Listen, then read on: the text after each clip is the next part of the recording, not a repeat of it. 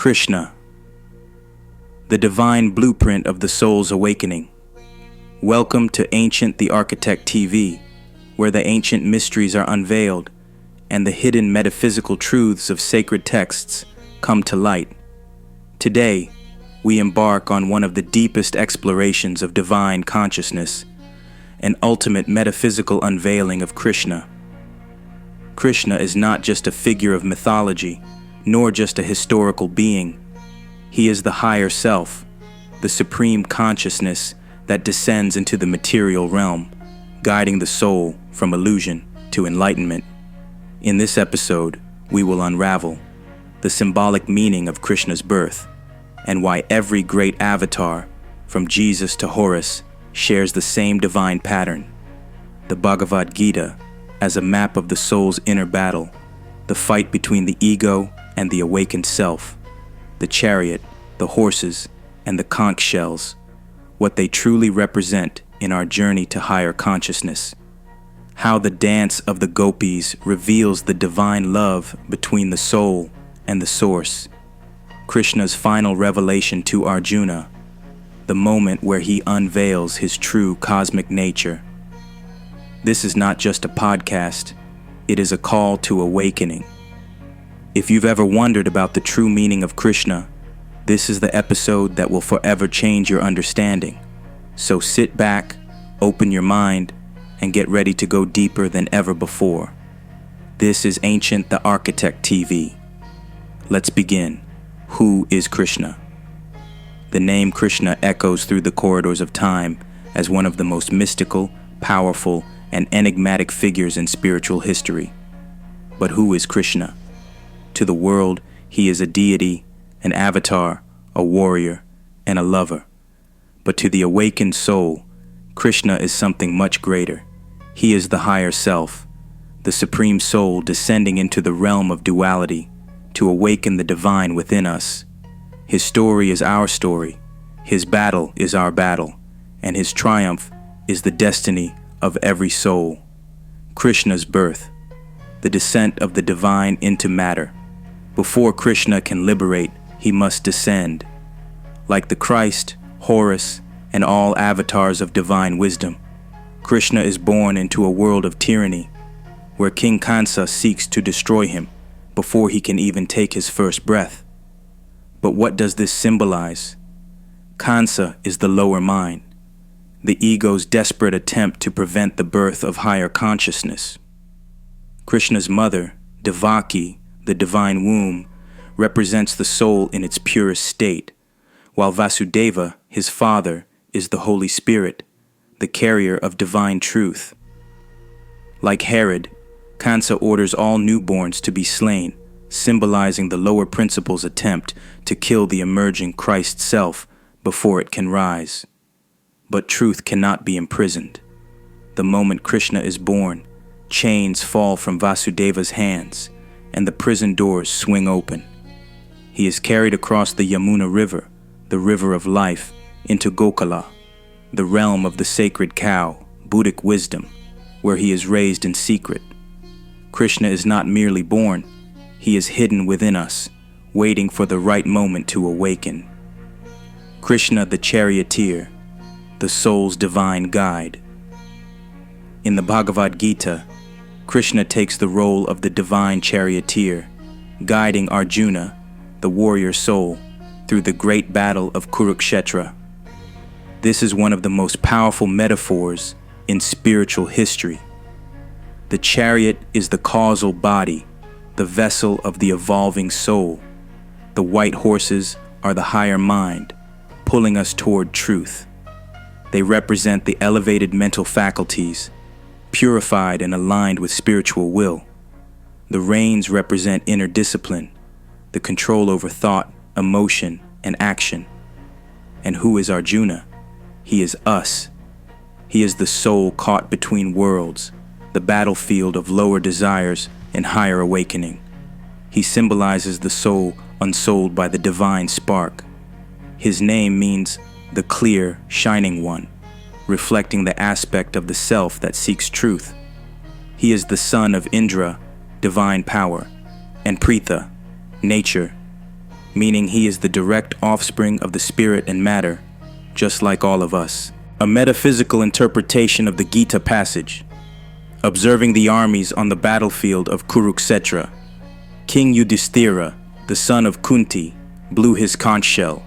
The Anantavijaya and Nakula and Sahadeva blew the Sugosa and Manapuspaka.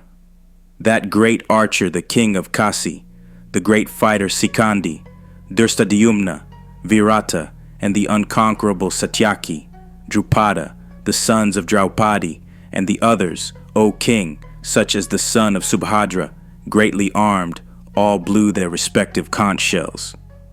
This passage is not merely an account of a physical war. It is a spiritual battle, a cosmic event unfolding within the soul, where the higher forces of consciousness prepare to confront illusion and ignorance. Each warrior, their weapons, and their actions hold deep metaphysical significance, representing the many aspects of the evolving soul, awakening to its divine purpose. At the very beginning of the battle, each warrior sounds their conch, a powerful symbol of spiritual activation. The conch signifies both the natural and spiritual means of development, and when sounded, it marks the outpouring of the divine life, the awakening of the higher self within the lower nature. Krishna blows Panchajanya, his celestial conch. This represents the divine force stirring from within, the initiation of the supreme spiritual process.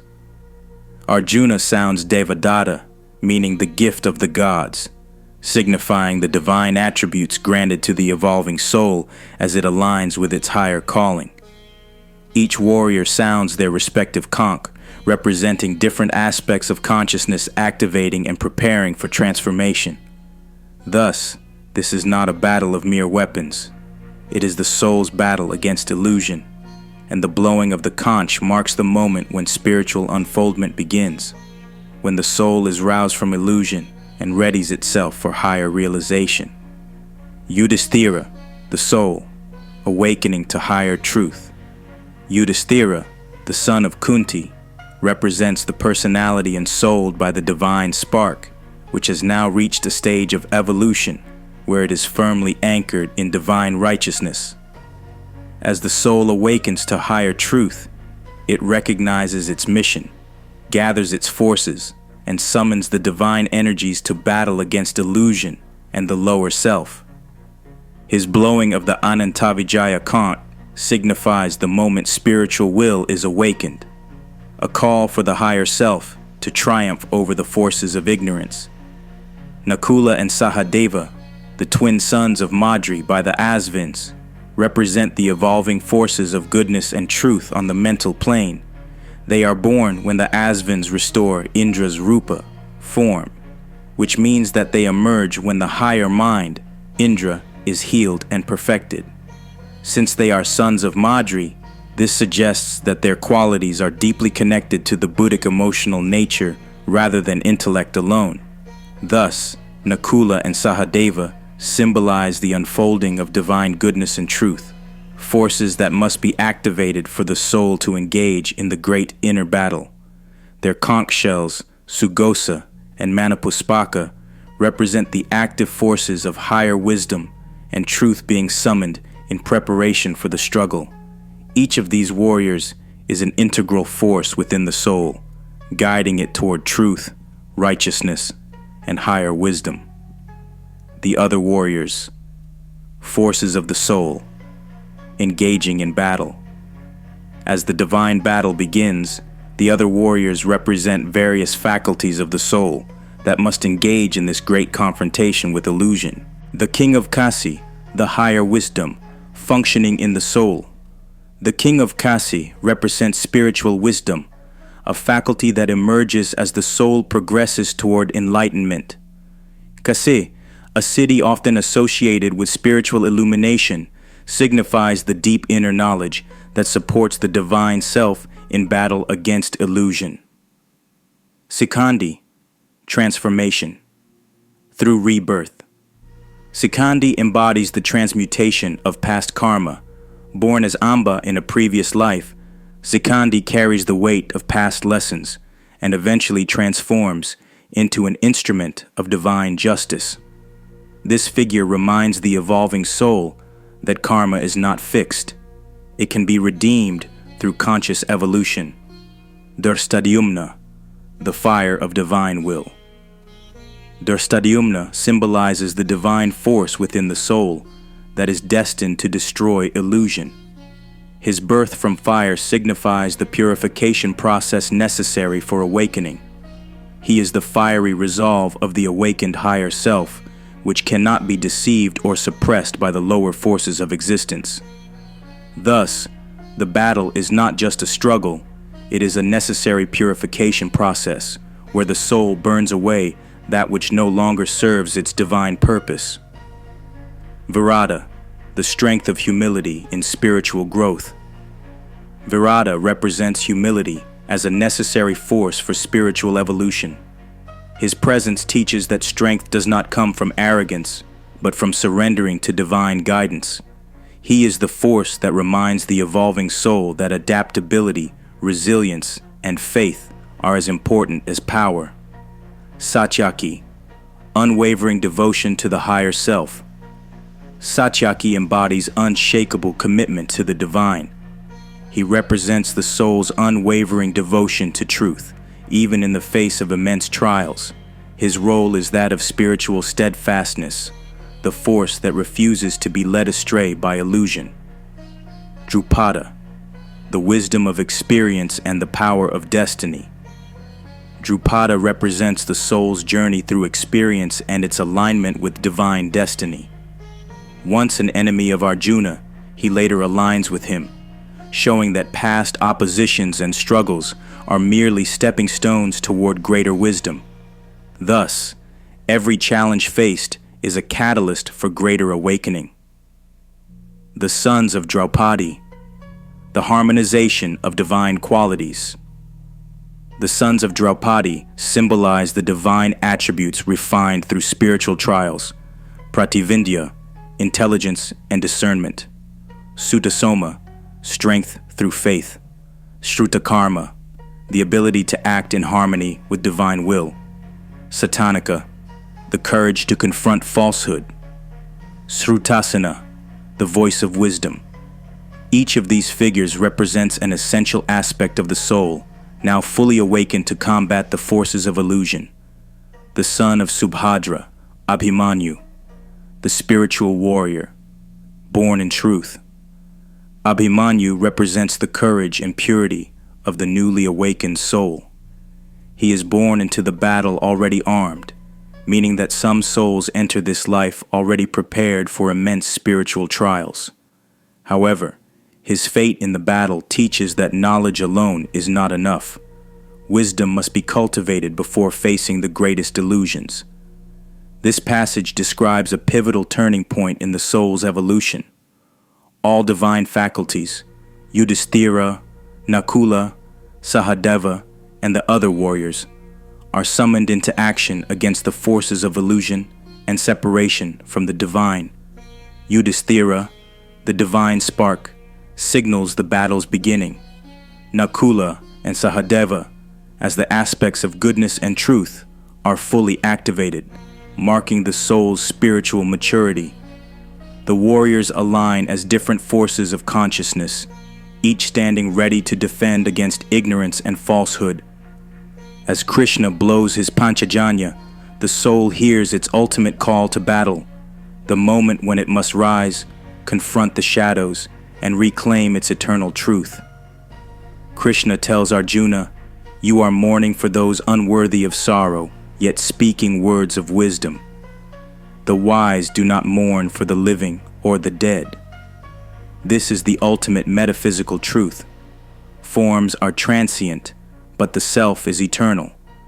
The battle is not about life or death. It is about the soul's liberation from illusion and its final return to divine reality. Krishna, as the avatar of Vishnu, the manifesting logos and divine sacrifice. Krishna is not merely a great teacher. He is an incarnation of Vishnu, the divine force that manifests within creation to restore balance. Vishnu represents the higher self in its role as the preserver of existence, the cosmic intelligence that intervenes whenever the natural order is threatened. As Vishnu's eighth avatar, Krishna emerges toward the end of the Dvapara Yuga, the third stage in the cosmic cycle, symbolizing a critical point in the evolution of consciousness. His arrival signals the nearing completion of an involutionary cycle, where the divine presence within humanity is becoming more active. Vishnu, as the guiding force behind all evolution, embodies the idea of divine sacrifice, limiting his infinite nature to enter the realm of matter and aid in the soul's journey toward liberation. Through different incarnations across time, Vishnu's presence ensures that spiritual wisdom is never lost, but continually revived. The 10th and final avatar, Kalki, represents the ultimate fulfillment of this process, when the self fully awakens and transcends all illusion. Krishna's role as Vishnu's eighth incarnation marks a pivotal transformation, a stage where the soul gains mastery over its lower impulses and begins ascending toward higher wisdom. His mission is to overcome Kansa, the force of unchecked desire, so that divine realization can take root within the soul. Thus, Krishna is the living manifestation of Vishnu's eternal function, to ensure that the path to higher consciousness remains open, guiding souls toward their ultimate destiny. Krishna as the dark god, the latency of the indwelling self. Krishna is called the dark god, but this darkness is not mere symbolism. It signifies the latency of the indwelling self at the beginning of its journey. Before the soul awakens, its divine essence remains dormant, unseen, and unrecognized within the individual. Krishna proceeds from the divine archetype Vasudeva and Mother Matter, Devaki, symbolizing the descent of the higher self into the realm of form. Yet he is born to overcome the lower principle, represented by Kansa, the desire nature. This means that before the higher self, Krishna, takes full dominion over consciousness, it exists in a state of potential, just as the Golden Age once existed in perfection before involution ended. Krishna's darkness represents this hidden potential, which must now manifest fully in order to liberate the soul. Thus, Krishna is not merely a concealed divinity, he is the force that awakens from latency, destined to subdue the lower nature, Kansa, and guide the soul back toward its divine origin. The Golden Age and Krishna's role in the cycle of involution and evolution. Before the cycle of evolution, there was the Golden Age, the period of archetypal perfection, a time when opposites such as good and evil, decay and death, and even karma itself had not yet manifested. This was the era of involution, where the primordial self, Yima, existed in a state of divine harmony, untouched by suffering. It was a time of pure spirit, where the Father and Son, the first and second Logoi, walked as one, and the lower nature had not yet taken form. Krishna, as the higher self, stands at the threshold of this great transition. The third age of the world, in which Krishna is born, marks the final stage of involution before evolution begins. This is deeply significant because the archetypal man is perfected at the end of involution, meaning Krishna represents the final descent of the divine into form before the struggle of evolution begins. His birth as the eighth son of Vasudeva and Devaki signals the completion of the 7 preparatory stages of soul evolution. The lunar race, from which he descends, signifies the development of the astral mechanism, the very structure through which desires and emotions take shape. At this turning point, the higher self, Krishna, descends into the battlefield of life, where the soul, Arjuna, must awaken and reclaim its divine inheritance. The end of the Golden Age signifies that man must now fight to reattain that state of perfection, but now as a conscious, self-realized being. Thus, Krishna's teachings are not about blind faith or mere devotion. They are the revelation of the process through which the soul must ascend once again from evolution back to divine perfection, from the fall into form to the ultimate restoration of the golden age within. The gopis and the dance of the soul Krishna is often depicted as the divine lover, surrounded by the gopis, who dance in rapture at the sound of his flute. But this is no ordinary dance. The gopis are not mere women. They are the higher emotions of the soul, the Buddhic qualities of love, truth, and wisdom. Each gopi believes Krishna is dancing with her alone, a powerful symbol of how the higher self relates to every soul individually. Krishna's flute is the divine frequency that calls us out of our mundane existence into a state of spiritual ecstasy. This is not lust. This is the divine romance between the soul and the source. The battle of Kurukshetra, the inner war of consciousness. The Bhagavad Gita's war is not about nations. It is about the war within us. The Kauravas, the forces of ego, attachment, and fear, stand against the Pandavas, the higher faculties of wisdom, truth, and courage. Every warrior on that battlefield is an aspect of ourselves. Bhishma represents ancestral karma, the heavy weight of past conditioning. Karna symbolizes the false self, the illusion of identity. Yudhishthira, who blows the conch Ananta Vijaya, represents eternal victory over illusion. And what is Krishna's message? Abandon all fear, I am with you. This is the moment of spiritual surrender, the realization that the battle was never against an external enemy, but against our own illusions. Krishna's revelation, the cosmic self. At the peak of Arjuna's despair, Krishna reveals his true form, the Vishvarupa, the universal self. I am time, the destroyer of worlds. Arjuna sees the vast cosmic reality, that all things exist within Krishna and that he is beyond birth and death. This is the final realization. Krishna is not separate from us. He is the light within every soul. The war, the chariot, the warriors, all are manifestations of one divine consciousness. The path to liberation, Krishna's final teaching. Krishna's ultimate teaching is bhakti, not as blind devotion, but as complete alignment with the higher self. This is the golden age within, the return to the original state of wholeness. When we fully surrender to the divine presence within, we transcend karma, fear, and death. Krishna's story is not in the past, it is eternal. Every soul must battle its own lower nature, hear the call of the higher self, surrender to divine wisdom. The Bhagavad Gita is not just a scripture, it is a map to enlightenment. The question is, are we ready to take the journey? If this resonated with you, let us know in the comments. What part of Krishna's story spoke to you the most? Are you ready to awaken the divine within? For deeper metaphysical teachings, check out our books at healthisluxury.org. And if you haven't already, subscribe to Ancient the Architect TV, where hidden knowledge becomes revealed. Until next time, stay enlightened.